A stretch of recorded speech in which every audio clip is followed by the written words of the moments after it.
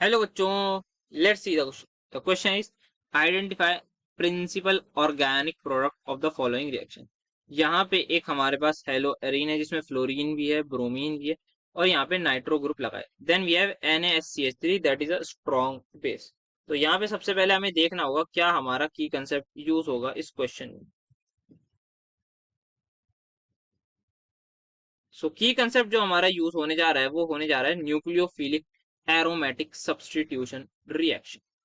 इसका हमें थोड़ा बहुत मैकेनिज्म का आइडिया होना चाहिए, तभी हम इस क्वेश्चन को कर पाएंगे। Nucleophilic aromatic substitution reaction.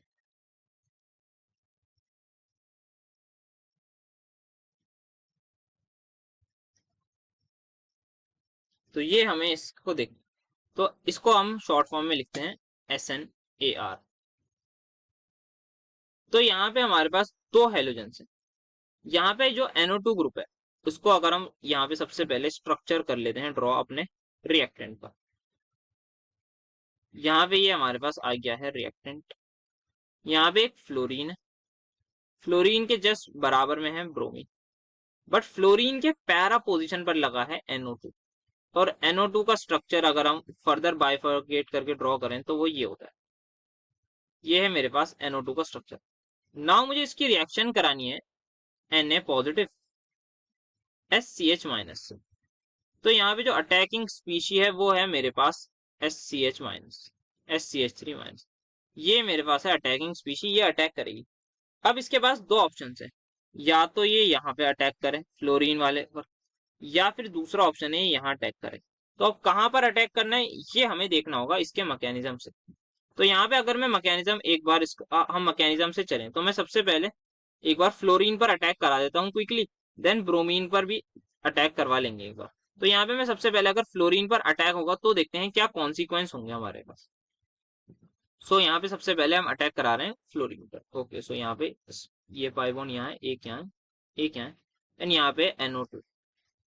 तो यहाँ पे इस बार हम अटैक करा रहे हैं फ्लोरीन पर। तो जैसे ही फ्लोरीन पर अटैक होगा तो हमारे पास पाइबॉन्ड शिफ्ट हो जाएगा। तो ये वाला पाइबॉन्ड शिफ्ट हो जाएगा हमारे पास, यहाँ पे लग जाएगा SCH3 और यहाँ पे ये माइनस चार्ज आ जाएगा। ठीक है, अब ये हमने अटैक करा दिया इस पे। अब ये माइनस चार्ज क्या है, रेजोनेंस में होगा, तो यहाँ पे ये चार्ज आएगा और यहाँ पे ये शिफ्ट हो जाएगा, तो एक रेजोनेटिंग स्ट्रक्चर बन जाएगा। तो इसका एक रेजोनेटिंग स्ट्रक्चर बना लेते हैं। तो यहाँ पे क्या बना है, हमारा इंटरमीडिएट कार्ब अनायन बन चुका है। तो यहाँ पे F एज इट इज रहेगा, यहाँ पे हमारे पास SCH3 अटैच्ड हो गया, यहाँ पर ब्रोमीन एज इट इज रहेगा, यहाँ पर हमारे पास एक नया पाई बॉन्ड बन जाएगा, दैट इज माइनस रेजोनेंस की वजह से यहाँ पे एक पाई बॉन्ड आ जाएगा। यहाँ पर हमारे पास माइनस चार्ज है और ये वाला जो पाई बॉन्ड है ये एज इट इज रहेगा। अब अगर हम NO2 का स्ट्रक्चर थोड़ा सा ओपन करके बनाए, तो यहाँ पे ये O एंड देन ये आगे से, तो यहाँ पे इसका स्ट्रक्चर थोड़ा सा प्रॉपरली बना लेते हैं। यहाँ पे ये नाइट्रोजन है, इसके पास ये कोऑर्डिनेट बॉन्ड का एक ऑक्सीजन एंड देन ये। तो यहाँ पे हम देख सकते हैं यहाँ पे फर्दर रेजोनेंस है, यहाँ पे ये फर्दर रेजोनेंस है। इस वाली रेजोनेंस को हम कहते हैं कि ये -M या फिर -R इफेक्ट शो कर रहा है नाइट्रोजन। तो यहाँ पे ये जो कार्ब एनायन बना है ये काफी ज्यादा स्टेबल हो रहा है अगर अटैक कहाँ पर हो, फ्लोरीन वाले पर हो। एंड फाइनली इसके बाद क्या होगा, ये पाई बॉन्ड यहाँ शिफ्ट हो जाएगा और ये कार्ब एनायन यहाँ शिफ्ट हो जाएगा।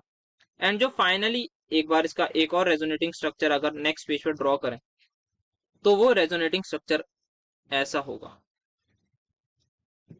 पाई बॉन्ड अरेंजमेंट यहाँ पे ये रहेगा, यहाँ पे इस बार ये माइनस आ जाएगा, यहाँ पे ये माइनस चार्ज आ जाएगा। NO2 ने इसको स्टेबलाइज कर रखा है कार्बन आयन को। यहाँ पे ये F आएगा, यहाँ पे ये SCH3 आएगा और यहाँ पर ये Br आएगा। और फाइनली क्या होगा, यहाँ पे ये माइनस चार्जर आएगा और इसको ये बाहर निकाल देगा और फाइनल जो स्ट्रक्चर बनेगा वो हमारा बना लेते हैं। सो फाइनली हमारे पास ये न्यूक्लियोफिलिक एरोमेटिक सब्स्टिट्यूशन रिएक्शन पूरी हो जाएगी इस कंडीशन के बाद। यहाँ पे ये पाई बॉन्ड आ गया, यहाँ पे SCH3 लग जाएगा। तो यहाँ पे हमने देखा कार्बन आयन बना और जो कि स्टेबल भी था। बट इफ इन केस हमारे पास जो अटैक है वो Br पे हो तो क्या होगा, उसके कॉन्सिक्वेंसेज एक बार देख लेते हैं। अब मैं डायरेक्टली अटैक करा रहा हूँ ब्रोमीन वाले पर, तो यहाँ पे डायरेक्टली अटैक इस बार कराना है ब्रोमीन पर।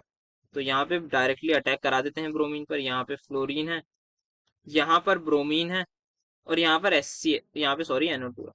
अगर मैंने अटैक कराया ब्रोमीन पर, सो ब्रोमीन पर मैं करा देता हूँ अटैक। सो इसके लिए थोड़ा सा मैं 5 बॉन्ड्स की शिफ्टिंग अलग करता हूँ, बिकॉज रेजोनेंस में तो ये रहते ही हैं। यहाँ पे ये इस तरीके से कर लें ताकि थोड़ा सा इजी हो जाए। अब मैंने डायरेक्टली अटैक करा दिया इस पर, तो यहाँ पे ये SCH3 आ जाएगा। जैसे ही SCH3 यहाँ पे आएगा तो इधर पाई बॉन्ड यहाँ पे ये शिफ्ट हो गया, तो यहाँ पे ये माइनस चार्ज आ गया। अब ये माइनस चार्ज क्या है, रेजोनेंस में, तो यहाँ पे ये इधर शिफ्ट होगा और ये इधर शिफ्ट हो जाएगा रेजोनेंस। तो यहाँ पे अब मैं इसका एक रेजोनेटिंग स्ट्रक्चर ड्रॉ कर लेता हूँ। अब जो डिफरेंस आएगा वो हमारे पास डिफरेंस आएगा कि ये नेगेटिव चार्ज कहाँ पर डीलोकलाइज हुआ है। ये SCH3 एज इट इज रहेगा, इस पाई बॉन्ड को अनइफेक्टेड रहने देंगे। बट यहाँ पर इस बार एक पाई बॉन्ड आ गया और यहाँ पर माइनस चार्ज आ गया है, NO2 ऐसा रहेगा।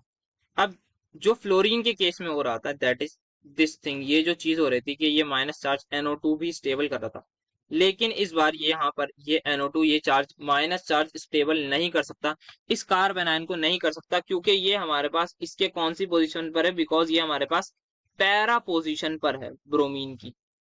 तो क्योंकि ये पैरा पोजीशन पर है, तो यहाँ पर ये कार्ब एनायन को माइनस आर इफेक्ट से शो नहीं कर सकता, सिर्फ और सिर्फ ये अपना ओनली यहाँ पर ओनली माइनस आई इफेक्ट आएगा, only that is a weaker effect. इस केस में माइनस आर के साथ साथ माइनस आई तो लग ही रहा था, वो तो लगेगा ही, माइनस आई इफेक्ट, दोनों इफेक्ट्स लगेंगे।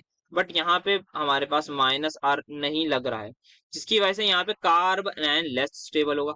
अगर कार्बन आयन लेस स्टेबल होगा, मतलब हमारे पास जो ये रेट फर्स्ट स्टेप था वो हमारे पास सबसे लेट होगा, तो इसका मतलब हमारे पास कंपाउंड लेस स्टेबल होगा। तो यहाँ पे जो है ब्रोमीन पर अटैक नहीं होगा, फ्लोरीन पर अटैक होगा, और हमारा जो फाइनल प्रोडक्ट है वो यही रहेगा। तो हमारे पास जो फाइनली जो प्रोडक्ट बनेगा वो ये बनेगा।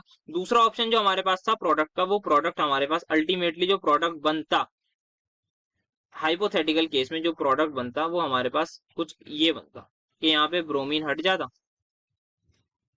यहाँ पे NO2 आ जाता, ये NO2 ऐसे ही रहता, यहाँ पे ये फ्लोरीन रहता, यहाँ पे SCH3 आ जाता। दूसरा ऑप्शन ये था, बट हमारे पास ये प्रोडक्ट नहीं बनेगा, बिकॉज यहाँ पे जो कार्ब एनायन बन रहा है, एक तो उस पे माइनस आर का इफेक्ट नहीं बन रहा है, तो कार्ब एनायन जो है वो मेरा क्या है, वो लेस स्टेबल है। तो ये चीज हमें ध्यान रखनी है। तो हमारे पास फाइनल आंसर हमारे पास हो जाएगा, फ्लोरीन को हमें डिस्प्लेस करना है। सो यहाँ पे इस केस में फ्लोरीन हटा हुआ है, so the final answer is going to be option number 2। Hope you understood it well, best of luck.